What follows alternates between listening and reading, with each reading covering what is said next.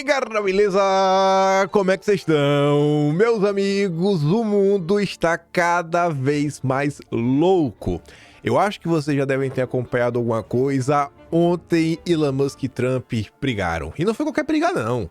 Elon Musk já está pedindo impeachment do Trump, fazendo acusações. O pessoal até já disse que foi o dia do Sérgio Moro do Elon Musk, né? O Elon Moro ou, sei lá, né? Sérgio Musk. Não sei nem mais como falar sobre isso. Quero falar com vocês sobre isso na terceira parte do vídeo de hoje. E eu espero que tu tenha que chegar lá. Porque tem muita coisa que tem que chegar lá e tentar entender algumas coisas que estão acontecendo. E trazer essa discussão para o Brasil. A gente não fala. Se fosse só para falar de política americana, a gente não estava aqui. Tentar trazer algum paralelo aplicável para a nossa nação. Mas vamos começar falando da nossa linda democracia. Falando até de Estados Unidos e sanções. Aí vamos falar da Zambelli. Vamos falar do Léo Lins, vamos falar do Mendonça e mais algumas coisinhas que vão levar à segunda parte. Temos que falar sobre eleições. E não só para falar da pesquisa que saiu da Quest, da reprovação do governo Lula, mas sabe quando uma coisa acontece e todo mundo faz igual e você fica, rapaz, tá estranho achar que isso daqui é orgânico, né? Uma narrativa assim sendo colocada pra frente, com direito até da Globo, e não foi qualquer jornalista, não sei nem se dá pra chamar de jornalista, falou com todas as letras que Lula não é mais o favorito para as eleições de 2026. Ontem, na Globo News. Aí tem umas coisinhas que não deu pra comentar ontem. E eu falei, rapaz, eu não vou nem me estressar, porque eu sei que quando dá pra falar num dia, é porque vai sair mais coisas e vai fazer ainda mais sentido, vai ficar ainda mais divertido. Enfim, e no final tem umas notícias sobre o Brasil, que eu não sei se vai dar tempo de comentar sobre isso hoje, mas vejam só. Daqui aconteceu ontem, não é relativo ao Brasil, mas eu acho que vocês vão entender, né? A Folha de São Paulo nos conta que os Estados Unidos impõem sanções a 4 juízas do Tribunal Penal Internacional. Ontem. O governo Trump impôs nesta quinta sanções a 4 juízas do Tribunal Penal Internacional numa retaliação sem precedentes contra decisões da corte. A medida foi anunciada pelo Marco Rubio. Atinge as juízas, aí coloca lá o nome, né? Solome, Luz de Carmen, a Heine e a Beth. Segundo o americano, as magistradas estão envolvidas em ações ilegítimas e infundadas contra os Estados Unidos e seus aliados, caso de Israel. Aí olha que curioso, o tipo de sanção que foi colocada em prática. As novas sanções limitam a capacidade das juízas de fazer transações financeiras, uma vez que qualquer banco ligado aos Estados Unidos ou que opere com dólar deve acatar as restrições. Você vê que o mundo realmente está muito movimentado. A parada aí tá andando, né? Tá andando. Se isso vai escalar, se teremos novas ações como esta do governo Trump aí ao redor do mundo, não sabemos. Eu sei que saiu essa notícia ontem. Observei, coloco aqui e vamos voltar a falar de Brasil, né?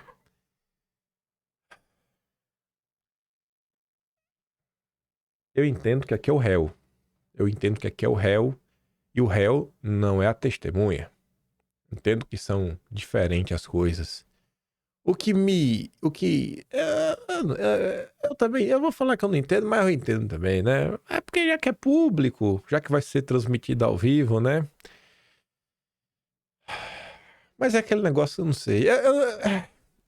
Vocês sabem a minha opinião sobre isso, né? Eu vou parar de falar, só dizer factualmente o que está acontecendo. O canal do PT, o canal do PT obtém autorização do Supremo para cobrir julgamento de Bolsonaro. É isso, né? É isso aí. E vamos caminhar. Vamos caminhar. Polícia Federal intima Bolsonaro para prestar depoimento sobre fuga de Zambelli. É mole isso? Agora Bolsonaro vai ser investigado também sobre isso? Assim, eu queria entender onde Bolsonaro entra nessa história. Por que Bolsonaro tem que ser ouvido nesse caso? Foi agora no inquérito do Eduardo ontem. Agora, no caso da Zambelli, essa é a vida de Bolsonaro, viu? Rapaz. E aí de você que diga que ele é alvo de qualquer coisa aí ligada, não sei, é uma suposta perseguição. Não, Bolsonaro tá de boa, não tem que falar nada. No caso da Zambelli, a gente tinha comentado ontem já que uma das coisas que foram determinadas aí pela justiça, pelo judiciário brasileiro, é monitorar quem enviou o Pix para a Zambelli, né? Financiamentos, etc. E o Banco Central deveria fazer esse mapeamento e informar a justiça. Aí o Renato fala o seguinte: o Banco Central foi acionado para detalhar doações via Pix recebidas por uma deputada federal. Uma medida rara, com grau de exigência que impressiona. E aí fica o contraste. Quando o alvo é político, os mecanismos funcionam com precisão cirúrgica, mas quando se trata do fluxo financeiro que sustenta facções como PCC e Comando Vermelho, o silêncio institucional parece regra. Imagine se o Banco Central atuasse dessa forma para combater o crime. Eita! Eu acho que as coisas não estavam tão ruins como estão neste prezado momento. Aí pegando um gancho nessa questão de a justiça mandar olhar quem ajudou, com qualquer tipo de vaquinha e tudo mais, Eduardo Bolsonaro postou esse recorte aqui do Globo que diz: mesmo milionário, Disseu contou com a ajuda de quase 4 mil doadores para pagar a multa do mensalão. Carteira de clientes rendeu a ex-ministro 29 milhões em 9 anos. Eduardo pergunta: vou investigar também? Óbvio que não. Até porque isso aqui foi de 2015. O Disseu não merece isso. 2 erros não fazem um acerto, ou só porque erraram com a Zambelli, vão errar com o coitado do José Disseu? Óbvio que não. Antes de eu ver essa postagem do Eduardo, eu tinha visto outra pessoa publicar essa notícia de uma forma um pouco diferente. O que é que tinha de diferente? A forma como o print foi batido. O print que o Brown pegou, eu achei um pouco mais interessante. Se você entra hoje em qualquer um desses sites, Globo, Veja, Estadão, Metrópolis, UOL, todos eles têm algum espaço, em algum local, seja no celular, no monitor do computador, que aparece a publicidade. Aí olha que engraçado. E o que eu sempre falo para vocês, eu já escrevi. A publicidade que aparece no Globo é a JBS. Acionistas aprovam dupla listagem da JBS nos Estados Unidos e no Brasil. O Bruno tá comentando ali sobre a questão da Zambelli, né, do Pix e tudo mais. Aí eu comento: gente, esquece a manchete por um segundo. Olha a publicidade que aparece no print. Eu sempre falo isso para vocês. Olhem os patrocinadores dos jornais e olhem as notícias na coluna de economia. Vocês entendem por que a imprensa não fala de emprego, renda e pautas para pobres e para a classe média? Quem paga a banda escolhe a música. A JBS aqui é um exemplo, mas se você vê os outros patrocinadores, na maior parte do tempo são bancos. Os grandes jornais brasileiros, a maior parte do tempo são grandes bancos. Os mesmos que dão suporte e apoio ao governo Lula.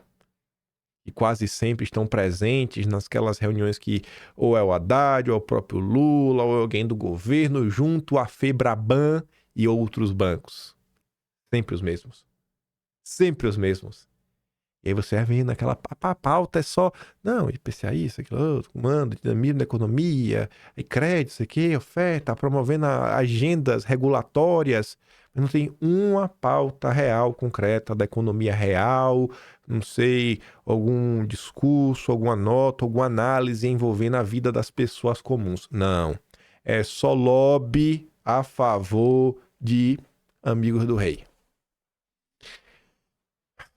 Aí o Estadão e a Folha de São Paulo, ambos publicaram nas últimas horas editoriais em defesa do Léo Lins, ambos falando basicamente no tom que independente, o quão execrável, repugnante, horrorosas possam ser as piadas do Léo Lins, é inaceitável uma punição de 8 anos. Eu peguei aqui do Estadão uns pedaços do editorial só para passar a mensagem, que a da Folha de São Paulo é basicamente na mesma linha, que fala assim, ó: quando piada da cadeia, salve-se quem puder. A condenação de um comediante à prisão marca um ponto de inflexão alarmante na trajetória democrática brasileira. Mais do que um veredito equivocado, é a expressão mais grotesca de uma tendência crescente: a criminalização do discurso incômodo sob o pretexto de proteger os vulneráveis. A toga virou armadura ideológica e o Código Penal instrumento de censura. Quem poderia imaginar, né? O que vem acontecendo no final do dia, independente, eu até comentei isso ontem, tanto faz, lei, tá na lei, não, se não tá na lei também tanto faz. Tanto faz. A gente não chegou aqui porque as leis são ruins, sabe? Existe espaço. Porcaria nenhuma. Porcaria nenhuma. Tanta coisa aí que tá na lei. E a imprensa falava o quê? Momento excepcional. Estamos diante de um excepcionalismo. Então não vem com esse papo do tá na lei, não tá. Não, irmão, o ponto de inflexão foi lá atrás. Aqui é só mais um marco, mais um avanço, que no máximo gera isso daqui, ó. Nota de repúdio. Não coloca os principais responsáveis pelas decisões mais desequilibradas que vêm sendo tomadas nos últimos anos, os inquéritos mais desequilibrados que vêm acontecendo nos últimos anos. Aí pega, fala em alguns termos genéricos, esperando o quê? Que as coisas mudem. Léo Lins foi condenado a 8 anos de cadeia e quase 2 milhões em multas e indenizações, não por incitar violência ou praticar atos concretos de discriminação, mas por satirizar grupos sociais. Seu humor seria preconceituoso, humilhante e perigoso. Nada mais perigoso, no entanto, do que essa nova ortodoxia judicial que confunde o direito de não ser agredido com um suposto direito de não se sentir ofendido e que torna o judiciário o tribunal moral e o artista réu político. O caso não é isolado. O judiciário condenou jornalistas por divulgar com linguagem sarcástica dados públicos sobre supersalários de magistrados. Um ministro do Supremo mandou destruir livros com conteúdo preconceituoso. Aí eu pergunto, ao invés de escrever um ministro mandou, por que não coloca o nome do ministro? Não seria melhor? A gente começar a tratar os problemas de forma um pouco mais clara, que ajuda a resolvê-los. A corte ameaça reescrever o marco civil da internet, enquanto o governo Lula a pressiona a punir as redes sociais atropelando o legislativo. Tudo sob a retórica de proteção da democracia. Mas uma democracia que precisa censurar para se proteger não é uma democracia, é um simulacro. O Brasil precisa resistir a esse impulso regressivo e repressivo. Piadas ruins devem ser criticadas, não criminalizadas. Discursos odiosos devem ser desmoralizados e não aniquilados com prisão. O oposto que o Estadão escreveu ontem, num editorial, atacando a Carla Zambelli de forma baixa, de forma vil, e também muito diferente de diversas coisas que o Estadão já pregou ao longo dos últimos anos, né? Basicamente pedindo as cabeças das pessoas da direita. Mas é isso, né? Como essa divisão de editoriais normalmente é composta por meio que 9 pessoas, eu não acho que é a mesma pessoa que escreve todos os editoriais. Eles devem pegar aquele bem lulista da vida para escrever os editoriais do bolsonarismo, da Carla Zambelli. Aí quando é do Léo Lins, não, coloca ali meio um moderado para escrever. Eu já fui atrás para saber como é que funciona lá no Estadão esse processo. Uma atualização sobre a questão da lei de piadas, a gente comentou ontem. Eu ia falar um negócio aqui, eu nem vou entrar no âmbito do que seguiu acontecendo ao longo do dia de ontem sobre a lei.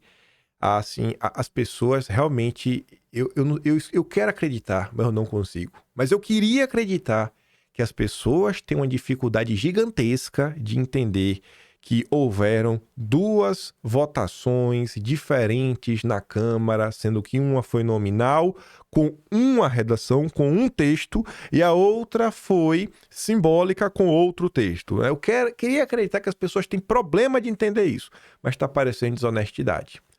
Felipe Barros, que foi cobrado, falou que iria tomar providências, já tomou, comenta. Cumprindo o que afirmei para Paula Schmidt, acaba de protocolar um projeto de lei, já tem número, 2726/2025, para derrubar a legislação que hoje está criminalizando o humor. A proposta foi construída em conjunto com o deputado Sóstenes, líder do PL Nacional na Câmara. Para nós do PL, a liberdade de expressão é e sempre será inegociável. Vamos trabalhar para aprovar o texto e acabar de vez com essa situação absurda. Então tá aí, trabalhando, apresentando algo concreto para resolver o problema. Mendoncinha ontem, né, seguiu com seu voto. Vou até mostrar aqui a notícia, né? Mendonça vota. Essa manchete eu acho ela safada. Pro Big Techs e defende responsabilização de plataformas só após decisão judicial. Por que a Folha de São Paulo não vota assim? Ó? Mendonça vota pró liberdade de expressão. Fica parecendo que o Mendonça é um partidário das empresas de tecnologia. Estaria aí, né, vilipendiando a soberania nacional e que pouco se importam com o Estado Democrático de Direito, a fake news, desinformação e tudo mais. Mas tá ali. O Mendonça, no final do dia, no frigir dos ovos, ele só voltou para falar: o Marco Civil da internet, ele já existe, ele já versa sobre os problemas atuais, tá bacana, e eu vou manter a responsabilização das plataformas apenas após decisão judicial. Entra na justiça, tem uma decisão, aí a plataforma tem que cumprir. Com isso, Mendonça é o primeiro a se posicionar no julgamento a favor das regras atuais. O jurista André Marcília, ele divide aqui em 4 pontos, né, aí o voto do Mendonça, elogiando, dizendo o seguinte: 4 pontos que resumem o voto do Mendonça sobre as redes. Primeiro ponto: Mendonça equiparou redes sociais a veículos de comunicação e jornalísticos. É correto. Ambos se inserem no campo da liberdade de expressão e de imprensa, fundamentos protegidos pela Constituição, e devem ser tratados com o mesmo respeito jurídico. 2. Plataformas não podem ser responsabilizadas a não ser em caso de descumprimento de ordem judicial. Exatamente o que está no artigo 19 do Marco Civil da Internet. É correto, pois evita que as plataformas, por receio de responsabilização, censurem conteúdo do usuário. Mais do que isso, tecnicamente é impossível você conseguir monitorar tudo que está sendo postado, né, e ver conteúdos do nosso. É simplesmente impossível, não existe essa mão de obra. Terceiro, novidade relevante. Para Mendonça, quando houver ordem judicial, a plataforma deve ter acesso à decisão completa, mesmo que sigilosa. E o André Marcília diz: correto. Hoje, as empresas recebem apenas uma notificação. A íntegra da decisão permite que as plataformas compreendam o contexto e possam recorrer de ordem abusiva ou desproporcional. Então, Mendonça ainda vai além na defesa da liberdade de expressão. Outro acerto do Mendonça, item 4. Excluir perfis inteiros é inviável. A única exceção são as contas falsas ou robôs. Quer tirar algo? Tira uma postagem. O perfil inteiro não. Isso é censura prévia. Correto? É censura prévia. Impedir que pessoas se manifestem no futuro por eventual ilícito do passado. O voto de Mendonça marca um contraponto técnico à escalada autoritária jurisprudencial do Supremo. O Estadão não devia pegar o voto do Mendonça e destrinchar para as pessoas, ao invés de deixar lá a coluna do Fausto Macedo. O cara fica cobrando o judiciário 100% alinhado ao sistema, porta-voz do sistema. Não podia fazer isso naquele texto, já que o Estadão está tão preocupado com os rumos do país. Critica nominalmente quem está errando, elogia nominalmente quem está ao lado da liberdade. Tá aí, né? O mudinho do Bolsonaro. O mudinho do Bolsonaro. O erro do Mendonça é não ficar dando entrevista a 3x4. Mudinho do Bolsonaro, né? Mas era tudo igual. Lula e Bolsonaro era tudo igual. Segue sendo, né? É farinha do mesmo saco. E vamos falar. Ontem não deu pra falar. Nossa. Mudou de tema, muda até de energia. Por que? Não sei. Isso acontece. Acho que é porque é um assunto que eu queria comentar desde ontem. Não sei se é a Massaué. Não é afogar o ego, não. Como é? Acalmar, apalpar. Enfim, né? Fazer uma massagear. Não sei se é massagear o ego. Mas sabe quando você fala uma coisa? Aí você fala, às vezes as pessoas vão assim, vão compreendendo, mas ficam na dúvida. E depois acontecem outras que reforçam o que você disse. Aí você fala, tá vendo que eu não sou louco? Tá vendo que eu tô falando pra vocês? Faz algum sentido? Mas a gente vai chegar lá. Foram as coisas que eu queria comentar ontem, não deu e surgiram mais informações para somar nesse pacote. Ainda sobre a pesquisa Quest, que mostra o derretimento do Lula, uma situação cada vez mais difícil. O valor diz o seguinte: após queda de aprovação, Lula diz se sentir enxugando gelo e alerta sobre retrocessos. Coitado do Lula, mas está enxugando o gelo. Não sei se você viu ontem, o Lula postou uma foto. Ele, Macron, né, a mulher do Macron, a mulher dele. O Lula tá parecendo um unicórnio. Não sei se você viu, né? Que tá com a torre aí, assim, centralizado na cabeça dele. Parece um chifre, parece um unicórnio. O Lula tá lindo, tá parecendo um unicórnio colorido. Aí tá aí. O unicórnio que enxuga gelo. Aí a Ana destaca, né? Ele defendeu que é preciso acreditar nos sonhos. Mas difícil, né? Quando você vive um pesadelo. Vivemos em um país com uma das maiores cargas tributárias do mundo. Trilhões já pagos em impostos e a vida do povo não melhorando nem nada. Mas vamos acreditar nos sonhos. Sonhos enchem barriga e pagam contas. Pois é, Lula. Aí, nosso amigo Sidônio segue aí trabalhando firme e forte para garantir o fim do Lula. Governo patina para recuperar a popularidade e repete a aposta na exposição de Lula. Sidônio vai botar para Lula falar ainda mais. Obrigado, Sidônio. Obrigado de cor. Graças a Deus que Sidônio vai ensinar aí o cara que vem assessorando o Lula nessa situação. O plano é aumentar a participação de Lula em eventos e entrevistas com o objetivo de expandir o alcance das ações do governo. Vai vendo. Aí, veja só. Aqui começam as coisas curiosas. Ontem de manhã, olha o horário. Ontem de manhã, o Renato postou o seguinte: a disputa eleitoral foi antecipada há pelo menos 6 meses. Internamente, a militância liberal já se movimenta em bloco em torno de uma pauta comum. Externamente, a agenda supranacional europeia, democrata, cultural, financeira também se articula para transformar 2026 numa falsa escolha entre liberais racionais e esquerda democrática. É o velho jogo, polarizando os termos certos para excluir quem representa risco real ao sistema. Em ambos os cenários, vence o candidato da Faria Lima. Com Lula sem Lula, o sistema quer permanecer intacto. Aí, olha que curioso, né? Olha que curioso. Renato falou isso 9h50 da manhã. Aí começa. Primeiro vem aqui o Sérgio Denicoli.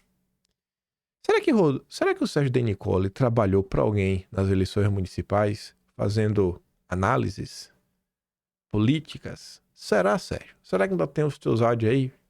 6, 7 minutos. Analisando, inclusive, como andavam as redes sociais em uma determinada eleição municipal. A que grupo político o Sérgio Denicoli, que escreve no Estadão, está ligado? Não sei.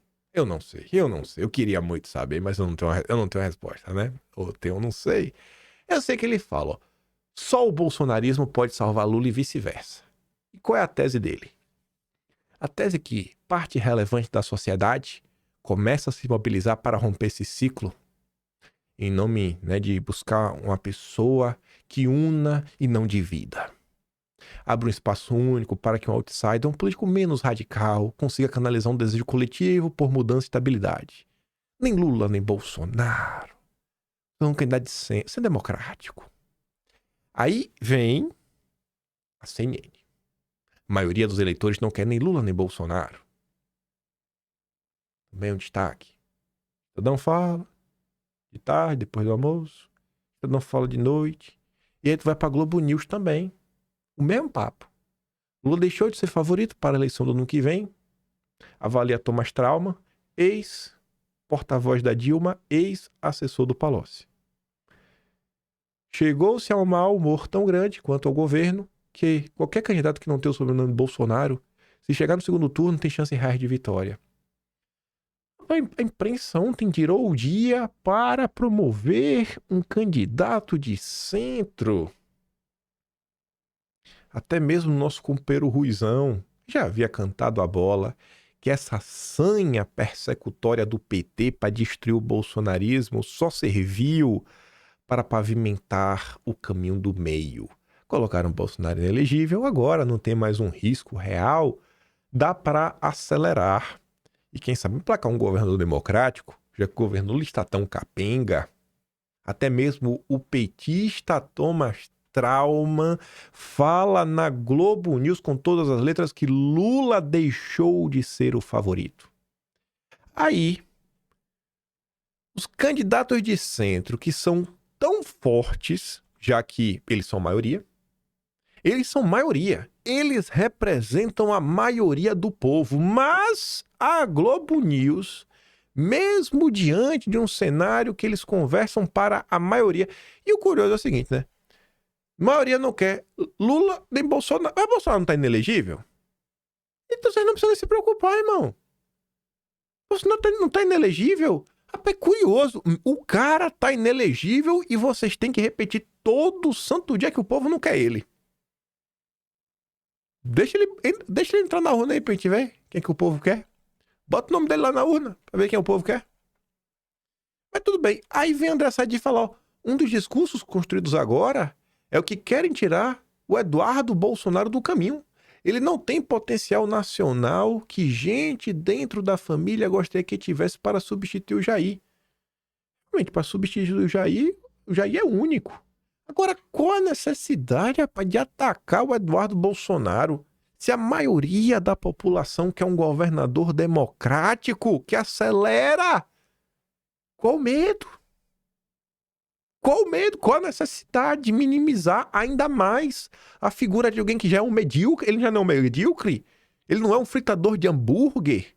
Então, assim, vê a imprensa e veja os horários. Achei muito curioso isso. É muito curioso, porque você vê, Renato comentou ali no início da manhã, e você vê que o dia ontem a imprensa tirou pra todo mundo colocar o mesmo briefing, nem Lula nem Bolsonaro, tal, e toma porrada em Bolsonaro. Porque ele não é. Ninguém quer Bolsonaro, mas a gente tem que bater nele mesmo assim, só por esporte, né? Pra não perder a prática. Tô vendo vocês, eu tô vendo vocês. Mas beleza. Aí, vindo pra pesquisa da Quest, Pedro Doria, o funcionário do Armínio Fraga, ele disse que não é funcionário não, ele disse que ele é sócio. Funcionário do Armínio Fraga diz que Lula perdeu todo mundo que não é de esquerda, e a esquerda é pequena no eleitorado.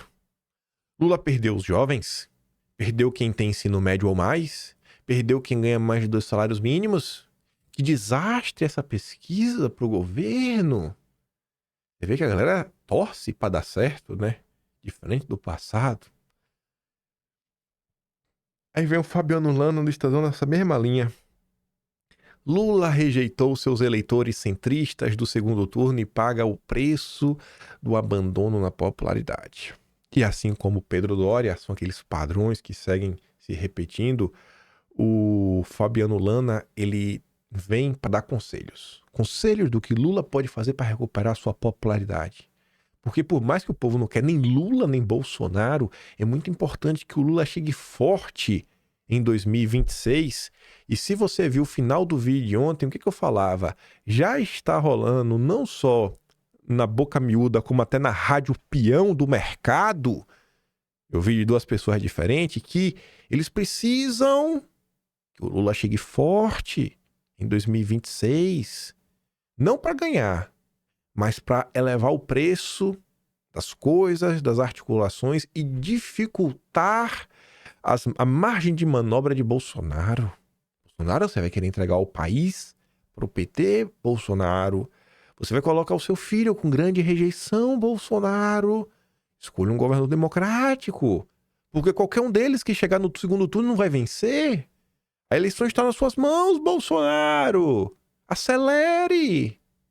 Escute o André Esteves, Bolsonaro. E aí tá ali, né, a André Sadi, não, o Bolsonaro não sabe de nada. E vai fomentando as mesmas análises que o Murilo Hidalgo da Paraná Pesquisa vende dentro do PL, ao lado do seu amigo Duda Lima. Você fala assim, rapaz, é muita coincidência. Mas tudo bem. Aí vem o Fabiano Lana, né? Entre tantas informações ruins da pesquisa Quest, que mostra mais uma queda na popularidade do Lula, chama a atenção o fato de que 26% dos que votaram em Lula no segundo turno o rejeitam. Quem poderia imaginar?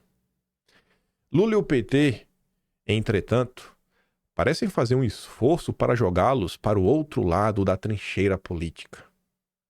A sorte é que Bolsonaro não fica atrás nesse esforço de expulsar quem lhe pode dar a conquista do Palácio do Planalto se conseguisse voltar a ser elegível. Nisso tudo chama a atenção que caiu a parcela de brasileiros que consideram que a economia piorou.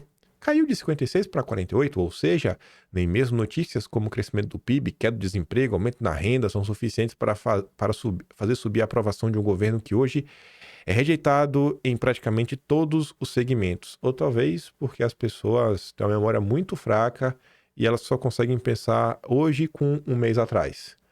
Ela não consegue mais, ela nem lembra quando é que o governo Lula começou para saber como é que a vida dela estava naquele momento. E talvez ela não está sentindo nenhuma melhora de vida. Então, de graça, seguem aqui algumas sugestões para Lula reconquistar quem votou nele em 2022. O apoio amigo da imprensa. Em primeiro lugar, chega de bajular ditadores. Demitida imediatamente o Celso Amorim. As imagens de Lula na Praça Vermelha em Moscou, cercado de ditadores, só serviram para algumas pessoas que ainda pensavam em votar em Lula agora escolherem o nulo. E os que votariam em nulo procurarem algum candidato adversário. Tratem melhor essa minoria que dá importância a essas coisas. Demitam também Marcinho Pokémon, porque ideias de mapas invertidos e outras fazem alguns confiarem menos nos números apresentados por esta autarquia. Escondam dos olhos do público a Janja. Aqui não se trata de misoginia, machismo ou o que for para interditar a discussão. A primeira-dama, por motivos justos e injustos, é altamente impopular em todos os segmentos. Sua presença faz cair a aprovação do presidente, Janja, precisa dar alguns passos atrás, se candidatar, ser eleita para ser considerada legítima nas discussões públicas. Hoje ela não tem esse status, fora uma pequena rede de bajuladores. Indique um caminho factível para o ajuste das contas públicas, anuar um quê de 2014, no sentido de que tudo pode se perder porque o governo não cuida bem da economia. Nesse sentido, atacar o Banco Central, o agronegócio e o mercado financeiro é falar para convertidos? Os que abandonaram o barco após votar 13 em 2002 morrem de medo desse tipo de discurso e não porque admirem bancos e latifúndios. Lembrar de ser rápido na indenização das vítimas dos escândalos do INSS. Esqueçam por um momento esta história de regular as redes. Sim, há muito absurdo nessas plataformas, mas ninguém é tão bobo assim. O que tem ficado é uma espécie de necessidade de censura política para ajudar no pleito de 26. Nem que para isso já precisa ajuda de um auxiliar especial do Xi Jinping. Por último, mas não menos importante, alguma palavra ou ação contra os supersalários do judiciário não iria mal. Imagina achar que isso aqui pode ser feito pelo Lula. Imagina achar que o Lula em algum momento pode ser contra isso daqui, né? E ele termina falando: mas esses números ruins não significam que Lula não tenha a chance de ser reeleito, porque o outro lado também tem seu manancial de bobagens e insensatez, é uma lista enorme. Fala então. Toda vez é isso. Toda vez que fala do Lula, que fala do judiciário, eles sabem fazer uma lista gigantesca. Aí na hora que eles falam do lado, não, o outro lado também tem uma lista enorme. Tá, me apresenta essa lista aí. Me apresenta aí, Fabiano, nessa lista. É sempre assim, toda vez que é alguma acusação contra alguém de direita, é uma acusação genérica. Não, o outro lado também é ditador. Por quê? Vai desde Bolsonaro mostrar as vísceras no hospital, até a ideia perigosa do delirante de escolher alguém da família, seja filho ou esposa, como sucessor.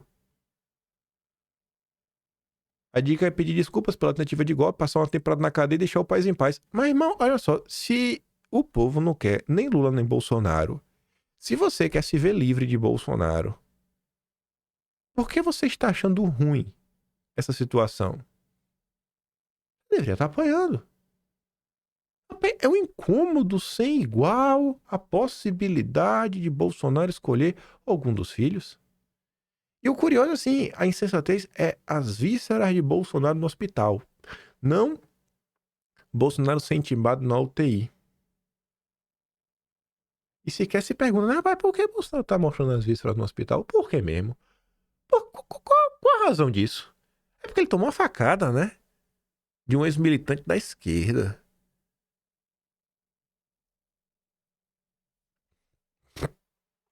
Imprensa profissional.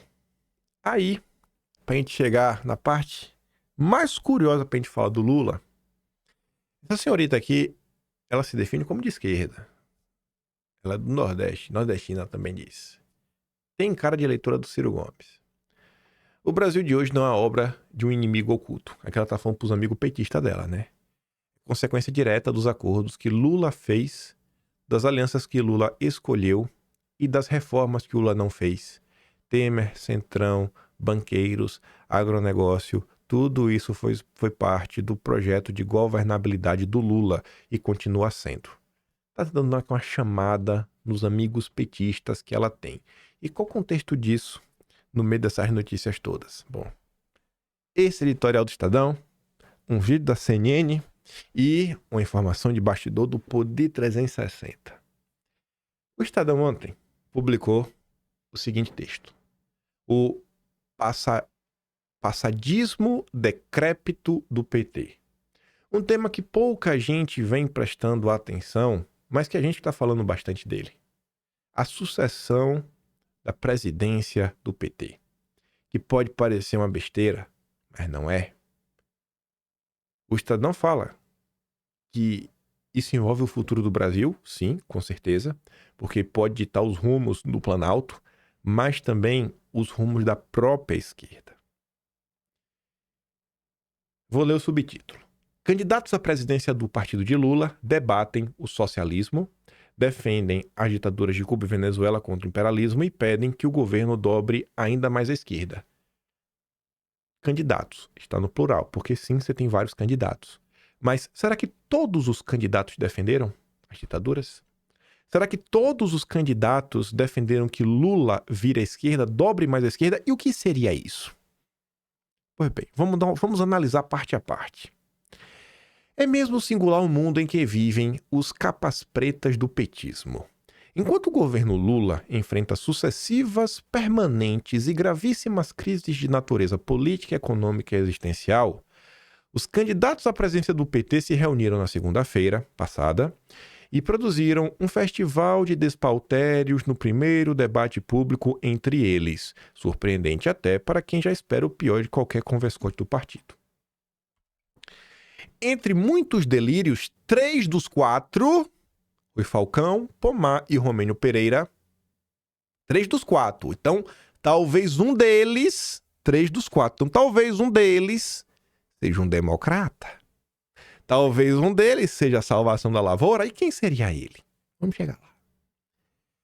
Os 3, Rui Falcão, Walter Pomar e Romênio, defenderam estultices como a radicalização do governo lulopetista à esquerda, pregaram a necessidade do partido sair em defesa de ditaduras companheiras como Cuba, Venezuela e todos os povos que lutam contra a opressão e exploração para enfrentar o imperialismo e o capitalismo, esbravejaram contra a política econômica conduzida pelo Haddad e previsivelmente atacaram os juros altos do Banco Central, hoje presidido por indicado de Lula, inclusive atacaram o Galípolo.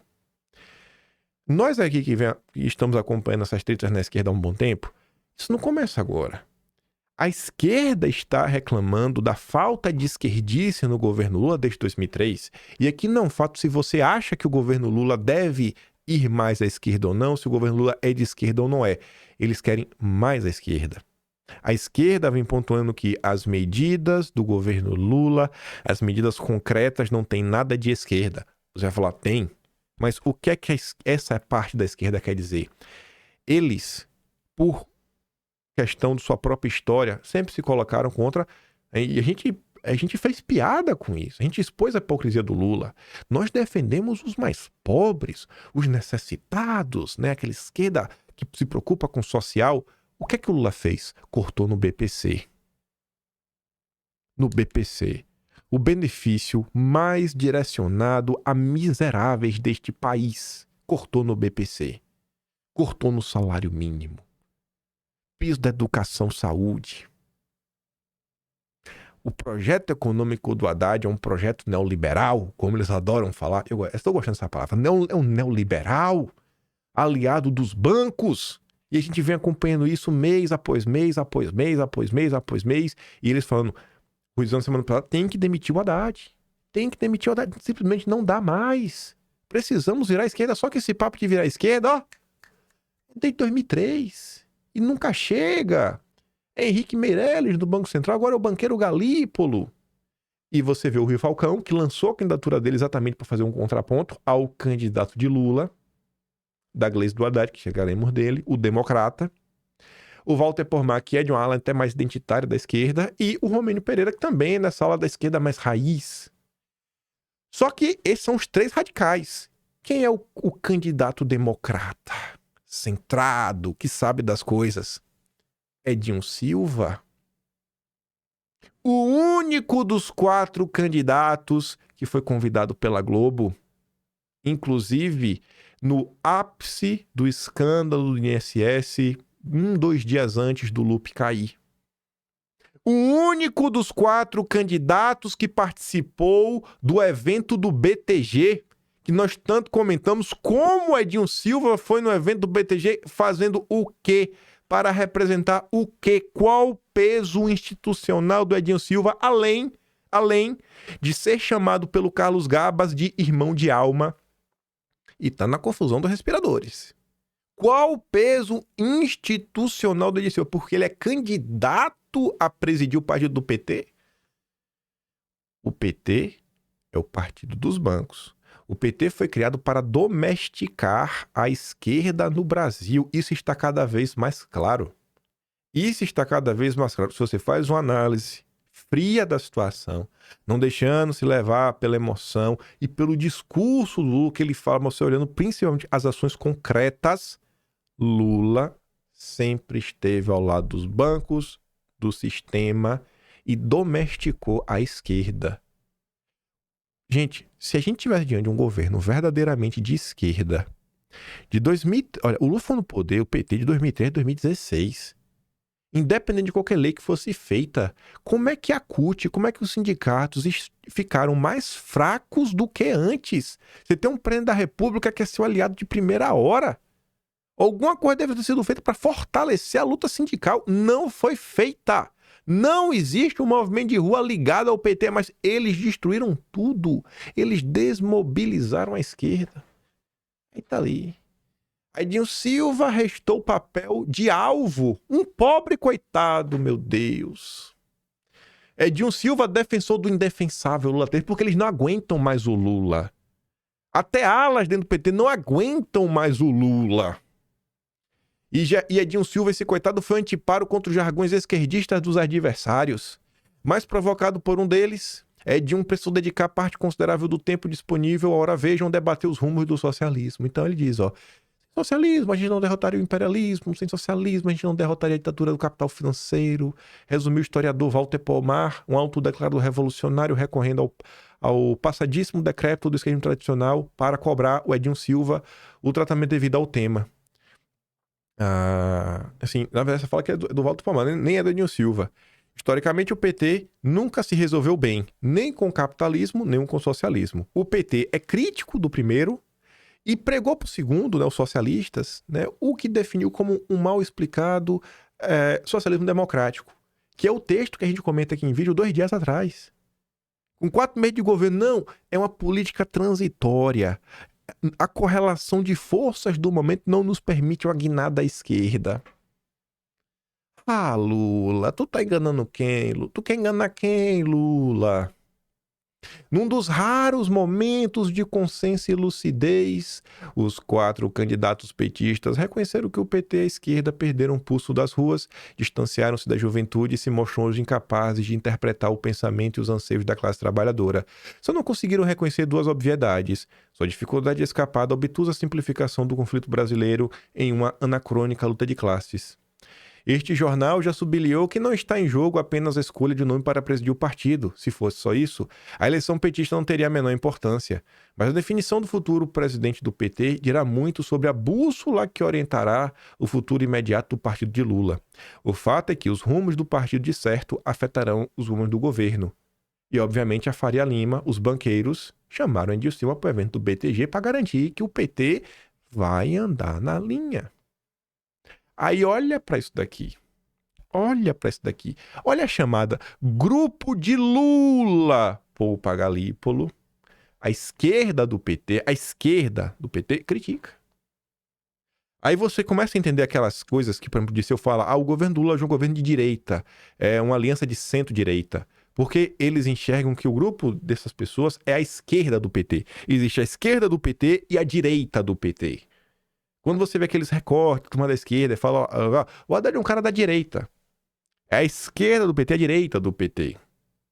Se você não tentar entender o que o rótulo tá falando, você não vai chegar a lugar nenhum. Mas vamos ouvir aqui essa pérola. Antes do bastidor do Poder 360. Vamos ouvir aqui essa pérola. Ô Pedro, e as divergências entre o grupo de apoio de Lula com o campo mais à esquerda dentro do PT sobre a atuação de outra figura relevante na economia, que é Gabriel Galípolo, presidente do Banco Central. Isso também entrou naquele debate que está dando o que falar no partido, que é a sucessão à presidência do PT. Lembrando que Humberto Costa é o presidente interino, tem uma eleição prevista para acontecer nas próximas semanas. Pedro. Exatamente. Nós temos ali 4 candidaturas à presidência do PT no PED, que é o processo de eleição direta.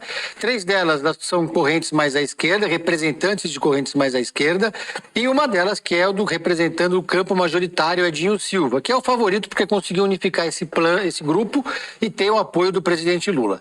A corrente majoritária, que é herdeira da antiga articulação, ela tem feito uma espécie de crítica pontual ao aumento dos juros, à taxa Selic, eventualmente ao colegiado do Banco Central, mas poupando o nome de Gabriel Galípolo. Não se fulaniza a crítica na CNB. As correntes mais à esquerda já não. Todas elas já acabou a lua de mel, então eles já têm feito críticas bastante contundentes. Eu vou citar uma delas aqui. Eu conversei com o Walter Pomar, que é candidato a presidente do PT, representando uma das alas da esquerda do partido. Ele disse o seguinte, abre aspas, Galípolo é mais um Faria Limer. Pior do que Campos Neto. Disse ainda que Galípolo está tentando aprovar uma alteração na lei que vai submeter ainda mais o BC ao capital financeiro, fecha aspas. A ala majoritária tem poupado Gabriel Galípolo, obviamente, porque ele foi indicado pelo próprio presidente Lula. E é uma ala que está mais alinhada com o discurso do Palácio do Planalto. O próprio presidente não só tem poupado, como elogiado Gabriel Galípolo. E, às vezes, eventualmente critica a taxa de juros, mas como se isso não tivesse nada a ver com o atual presidente do Banco Central.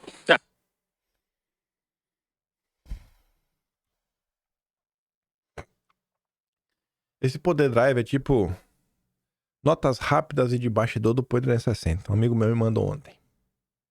Tem que assinar para ter acesso. Edição ali, né? Segunda edição, junho, dia 5. Olha só a parte de baixo. Ciúmes.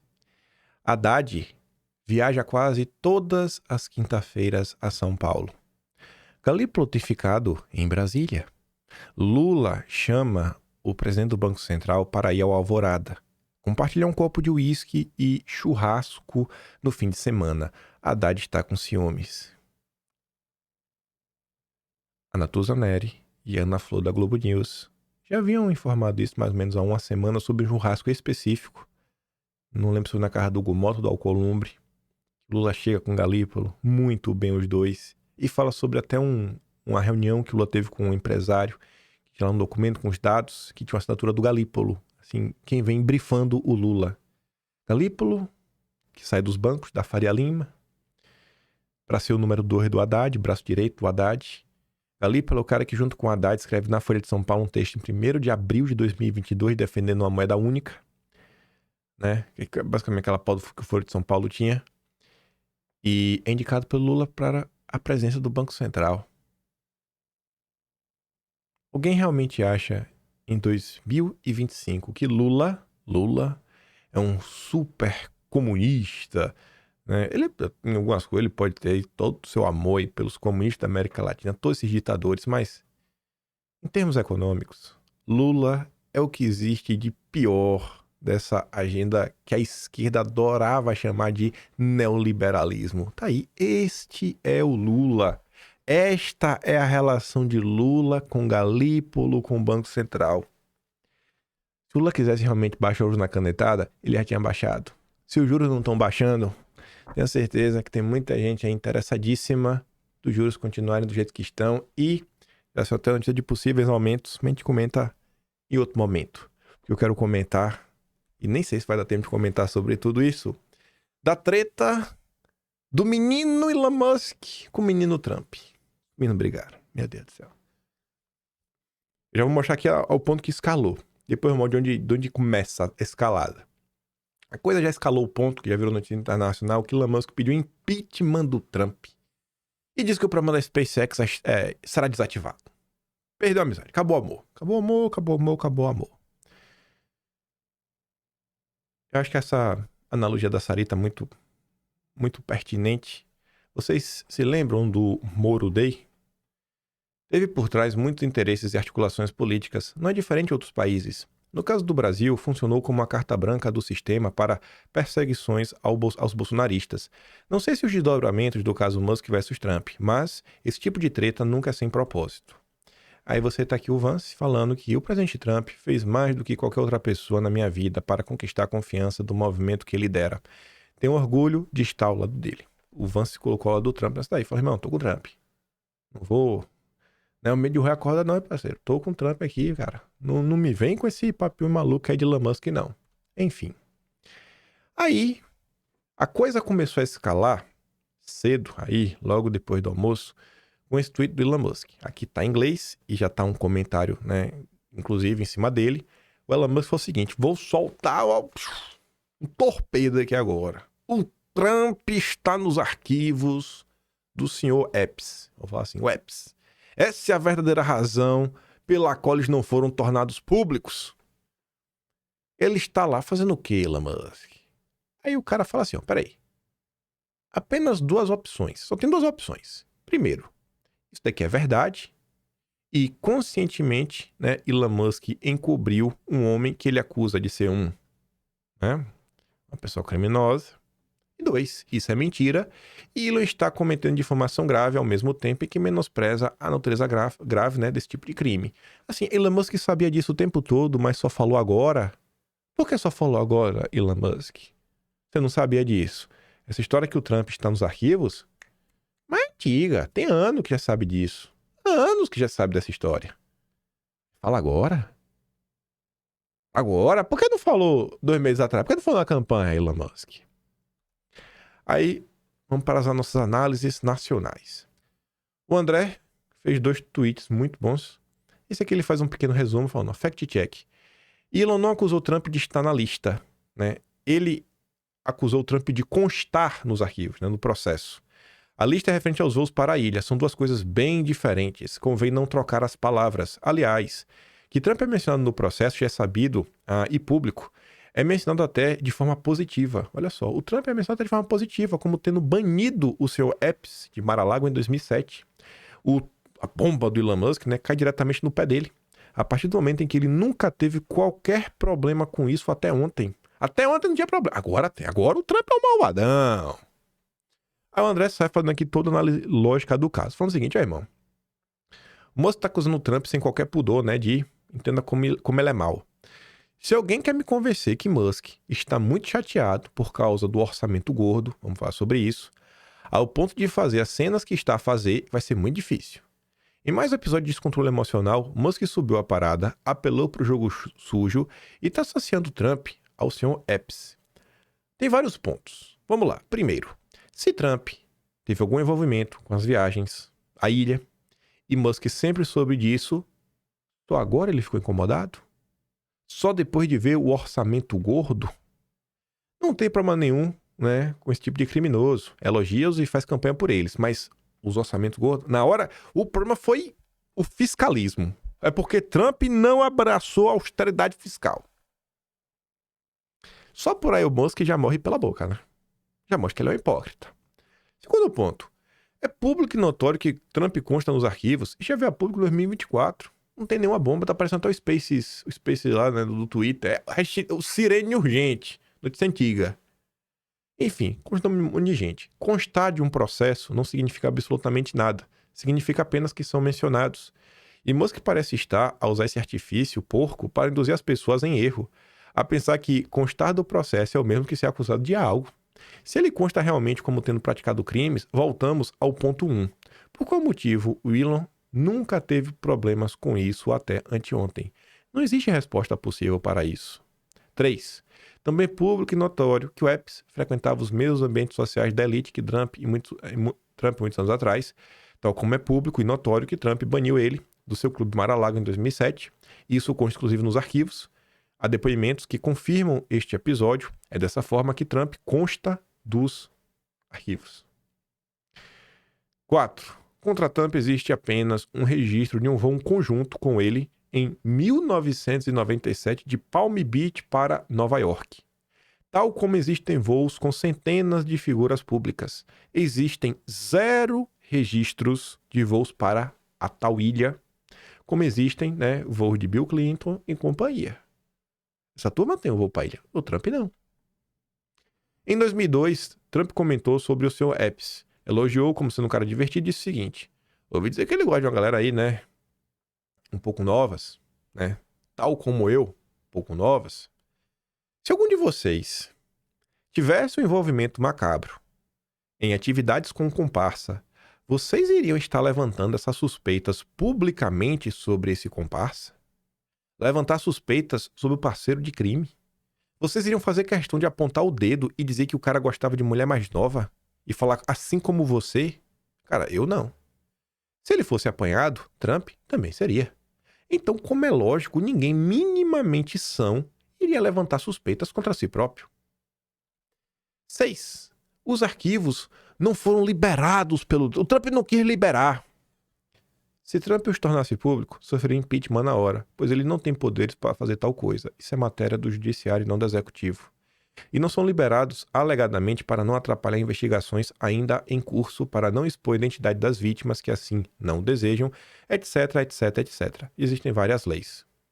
Eu não quero que sejam liberados ao custo de atrapalhar as investigações, quero que sejam liberados o mais rápido possível, mas isso não depende da vontade do Trump. Ele pode apenas tentar pressionar a que isso aconteça, mais nada. E pronto. Por enquanto, ficamos por aqui. Muito lamentável essa atuação do Musk, repito. Ninguém vai me convencer que ele está fazendo tudo isso porque vai aumentar o déficit dos Estados Unidos. E Musk apareceu com o olho roxo. Do que? Não sei. Tá com o olho roxo. Tomou, não sei o que aconteceu, né? Dormiu assim, é sonâmbulo, bateu a cabeça, não sabe o que aconteceu. Olho roxo, né? Isso aí o pessoal não quer saber por quê. Aí veja. O Trump ali falando e o André colocou a tradução do Trump. Elon Musk ficou chateado com o programa de corte de gastos do Trump porque não corta muitos gastos. Eu não me importo que o Elon tenha se virado contra mim, mas ele deveria ter feito isso meses atrás. Este é um dos melhores orçamentos, né, alguma vez já apresentados ao Congresso.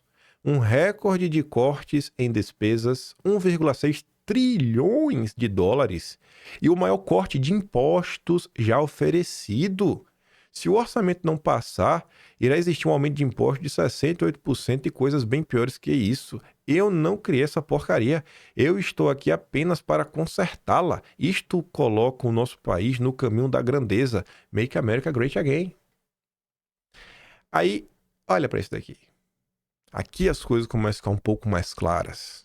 O tal orçamento gordo cortou, talvez não pouco, cortou errado. Cortou errado, rapaz. O Donald Trump fala, né? O motivo da briga do Trump. A tradução. Elon estava se esgotando. Pedi para ele sair. Retirei seu mandato de veículos elétricos que forçava todo mundo a comprar carros elétricos que ninguém mais queria. Algo que ele sabia que eu faria há meses, né? Ele simplesmente ficou louco. O Trump cortou os incentivos para carros elétricos. Será que Elon Musk está chateado porque os Estados Unidos vai ter um déficit? Ou porque o Trump cortou o dinheiro que ajudava ele a ganhar dinheiro? Esse Elon Musk, hein? E passou o dia ontem compartilhando o vídeo do Milton Friedman, a teoria do mercado que se autorregula da mão invisível. Logo você, Elon Musk. Sério, gente.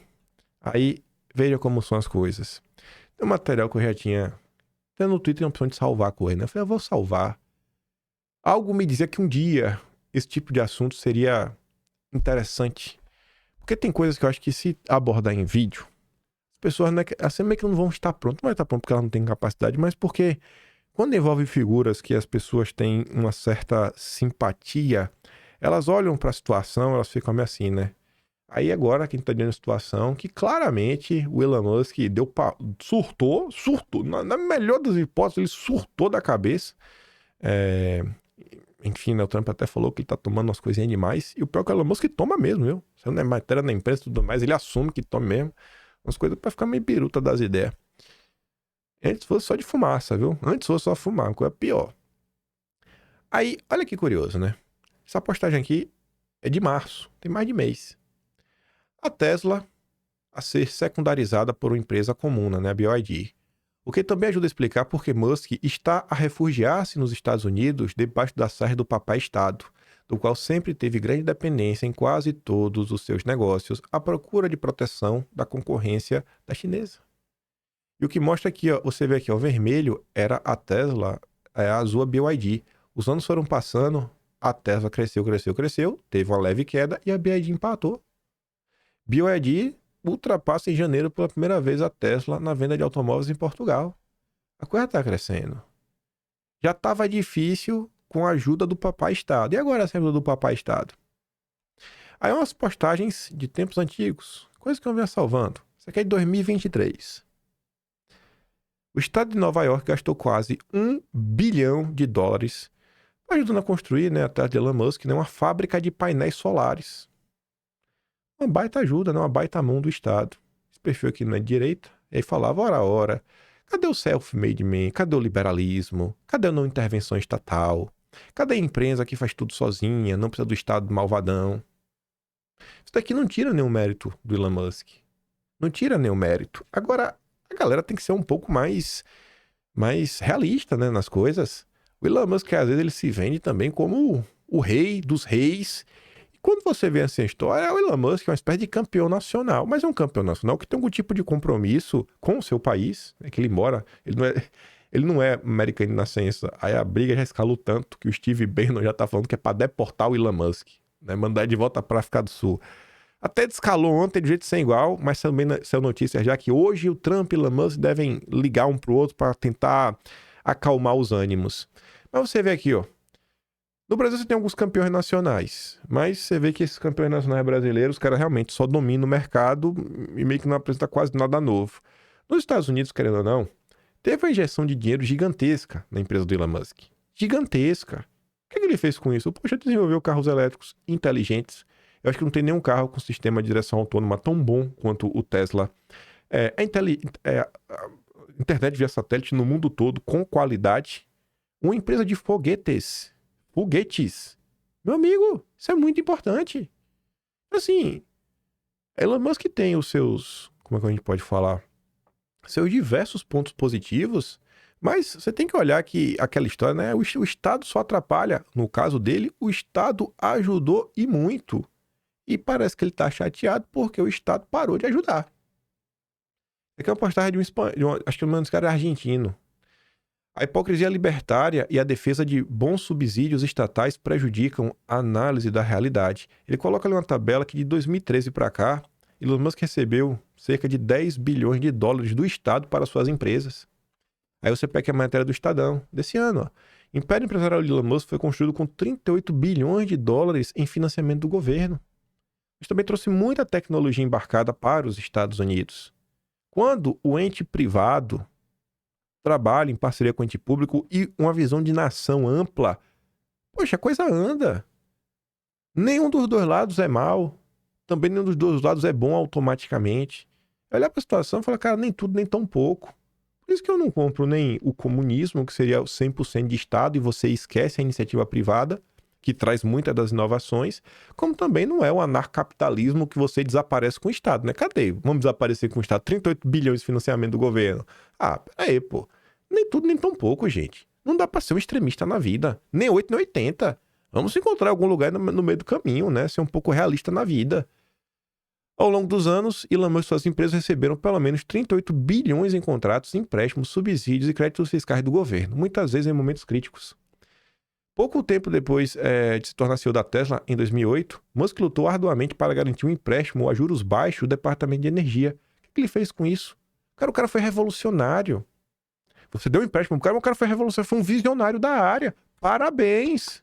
Poxa, o governo tá certo mesmo de ter dado esse dinheiro. E certo ele de ter ido atrás. Quando você junta os dois, a coisa anda. Aí diz que o valor total provavelmente é maior.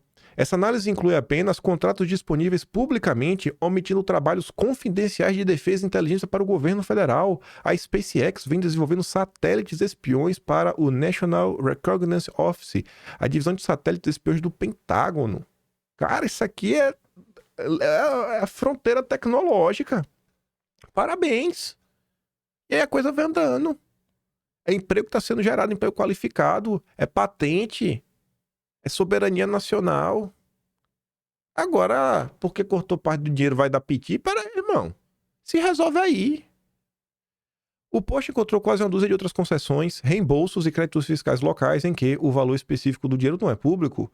Outros 52 contratos em andamento com 7 agências governamentais, incluindo a NASA, o Departamento de Defesa e a Administração de Serviços Gerais, estão a caminho de pagar potencialmente às empresas de Musk mais de 11,8 bilhões nos próximos anos, de acordo com a análise do The Post. E vão pagar por quê? Porque ele tem tecnologia, ele desenvolveu, ele foi onde ninguém foi. Ele tem os méritos dele. Você desse dinheiro na mão de outra pessoa, possivelmente não ia chegar em lugar nenhum. Ele foi e chegou. Ele foi e chegou. Ele é brabo também. Ele é brabo. Quando o Estado aloca os seus recursos finitos de uma maneira bacana, pensando, e quando você tem realmente pessoas interessadas, os países se desenvolvem. Não criminaliza a livre iniciativa, não criminaliza o Estado. Olha, um país, uma nação com grandeza. Coisas que às vezes a gente não pensa e a gente às vezes fica fechado muito numa bolha. E eu sempre tento não ficar fechado. Porque quando a gente tá na bolha, existe normalmente assim, uma tendência de você sempre ouvir o mesmo argumento. Porque as pessoas pensam igual leem os mesmos livros e ficam nesse eterno ciclo. Esse cara aqui é num canal do Terra Day e já participei do Asilar o Brasil Grande. Me chamaram até de novo semana que vem. Ele odeia Bolsonaro. Mas ele posta a notícia da CNN e olha o que a CNN fala. E veja se você, em algum momento, pensou sobre isso. E aí, pense sobre a questão do corte de gasto e o que o Elon Musk vinha fazendo no governo. E eu não acho que ele fez nenhum tipo de maldade proposital. Eu duvido. Mas olha só, olha a manchete. Inteligência dos Estados Unidos mostra que Rússia e China estão tentando recrutar funcionários federais descontentes. Eu estou chateado do governo, vou trabalhar para os nossos inimigos. E por que isso daqui? O Marcos comenta, ó. Semana passada eu mostrei um exemplo prático de como tratar o Estado como empresa, ou pior, como uma massa fluida de uma, como Elon Musk tem feito a conduzir o Doge, é uma tremenda burrice. Você tem que cortar gasto, mas não é assim. Calma, irmão. Calma. Ontem a matéria da CNN mostrou mais uma razão para tal. Afinal de contas, parece vantajoso arriscar-se e entregar informações privilegiadas do Estado americano a rivais estrangeiros por trocados economizados? Essa ânsia de sair cortando tudo, às vezes cortando pouco, corta bobagem. Às vezes cortar uma bobagem. Aí o funcionário fica insatisfeito, chateado. É um funcionário público, a depender do setor, se for um setor estratégico. Se bem que para liberal não existe setor estratégico, né? Esse setor estratégico, às vezes você vai fazendo sem realmente pensar, o cara tá desempregado, a China bate na porta dele, vem trabalhar para mim, me conta o que tu fazia no governo. Parece uma decisão inteligente. Então, assim, no final do dia, o Elon não tá errado em cortar. Eu duvido que em algum momento o Elon Musk fez alguma maldade. Eu duvido. Não acho que... Ele não tem cara que faz... Eu vou fazer uma maldade aqui e passar a botar os Estados Unidos. De jeito nenhum. E eu acho que a maior parte, inclusive, dos cortes que ele fez foram cortes que realmente eu acho que fazem algum sentido. Eu acredito, não olhei um por um, mas vendo o perfil, vendo que o governo que foi eleito, né, vendo, né, todas as discussões que foram colocadas na mesa. Só que, gente, as coisas no mundo real, elas não são tão preto no branco, não são tão simples. E aí, trazendo a discussão um pouquinho para o Brasil, para não deixar de dar uma cutucada, ontem o Luciano Hang fez uma postagem sobre a decisão da justiça que decretou ele inelegível. Falou isso ontem. Eu não vou entrar nessa discussão dele inelegível ou não. O que eu achei engraçado é que na última ele colocou 3 cards. Aí no último card ele fala o seguinte, né? Que ele não pode ser candidato, mas vai continuar levantando a bandeira da liberdade econômica de um Estado menor e um Estado mais eficiente. O Luciano Hang prometeu isso. Pois bem, Luciano Hang pede que senadores aprovem taxação de compra de até $50. O Estado menor para os outros, né? Para ele, não. Para ele, não. Lembra disso daqui? Lembra da taxa das buzinas em 2024? É isso que eu não aguento. É a hipocrisia. Liberdade econômica, é aquele discurso. Liberalismo para mim, comunismo para vocês. Pô, irmão. Notícias da época, né? Luciano Hang venceu o Bolsonaro dentro da bancada do PL na Câmara. Fazendo lobby para votar. Que tem que ter a taxinha. Não, porque a indústria nacional, olha lá, ó. Made in China. Luciano Hang, pelo amor de Deus, né? Vou lutar aqui pelo Estado. Que Estado mínimo, Luciano Hang? Pelo amor de Deus, aí. Vamos ter um pouco mais de discernimento na coisa. Aí Elon Musk parece uma criança. Parece uma criança. Aí agora ele já tá lá, ó. Está na hora de criar um partido político nos Estados Unidos que realmente represente os 80% do meio. Nem esquerda, nem direita. O povo está cansado de Lula e Bolsonaro. Eu votei só pra ver, né? Na internet. Aí 80% da galera que votou, é isso mesmo, tem que criar um novo partido pra representar o meio. Ai. A galera, você vê, gente, são problemas. Isso daqui eu espero que acalme teu coração pra você ver que os países, as pessoas não são muito mais inteligentes do que o brasileiro, sabe? Né? A política tá aí, a maior parte das pessoas que acompanham política são pessoas comuns, as pessoas que estão indo também não são grandes gênios, não.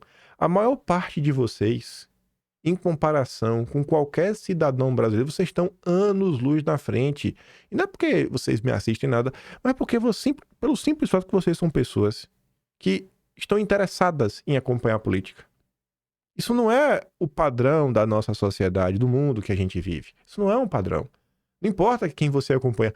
Qualquer pessoa que acompanha a política mais de perto, realmente acompanha, tá no luz na frente, porque tem esse interesse, quer entender como as coisas funcionam. Aí tá lá o Elon Musk lá dando piti no final do dia. Pô, bicho, pega o telefone e resolve, tenta fazer alguma coisa. Tá lá do lado do cara. Aí agora vai jogar contra, vai levar pro pessoal, vai desestabilizar um país inteiro. Tem que trazer ele aqui pro Brasil, botar pra conversar com o Bolsonaro e explicar quem é Sérgio Moro. Parece até que assistiu um vídeo do Nando Moura. Parece que Elon Musk assistiu o vídeo do Nando Moura, pra tá maluco desse jeito. Daqui a pouco ele posta a lista do MBL das traições do Trump. O Trump nomeou Aras, né? Aí protegeu o filho. Ah, meu Deus, este mundo não cansa de nos surpreender. E, enquanto eu tava falando com vocês, eu olhei aqui pro lado. Notícia da CNN, mas você vai comentar amanhã. Trump Mídia pede para a Justiça dos Estados Unidos responsabilizar vocês sabem quem por censura. A empresa do Trump pediu formalmente a Justiça dos Estados Unidos para responsabilizar o ministro. Isso é assunto para depois. Tretas. O mundo está tretando demais. Enfim, né? Eu ficarei por aqui. Eu acho que ontem eu até esqueci de mandar os vídeos lá no Telegram, né? Nossa senhora, me perdoa, manda lá hoje. Se gosta do meu trabalhinho, quiser me ajudar um pouco mais, passando no meu canal, tem um Plano Valeu, tem um Patreon, e tem um Atlas brasileiro. Olhe para as coisas sempre com a mente assim aberta, ó, olhando. Às vezes as coisas parecem ser de um jeito, elas até são, mas tem alguns complementos que podem fazer alguma diferença. Vamos tentar realmente se entender as coisas, né? Nunca estar fechados a novas possibilidades. Para que esses dois se resolvam. Eu torço pelos dois e eu acho que vão. Deve ligar hoje aí. Ai, meu Deus, parece criança, viu? Bota aí pra Bolsonaro conversar com os dois pra explicar que eles não sabem de nada. Eles estão com a vida ganha e não sabem. Largar Trump e Elon Musk no Brasil 2 dias, eles surtam. Eles não aguentam 2 dias. 2 dias. 2 dias ele não aguenta. Aí tu imagina, né? Trump, com todo o poder que tem, barba, cabelo e bigode, Câmara do Senado. Aí Elon Musk falando, o Trump só venceu por minha causa. Tava igual o Nando Moura, só vai dizer por minha cara. Eu falei, meu Deus, parece uma criança, velho. Duas crianças brigando. O mundo inteiro vê. Minha nossa, viu? Vejo vocês amanhã. Tamo juntos. Valeu, galera. Fui.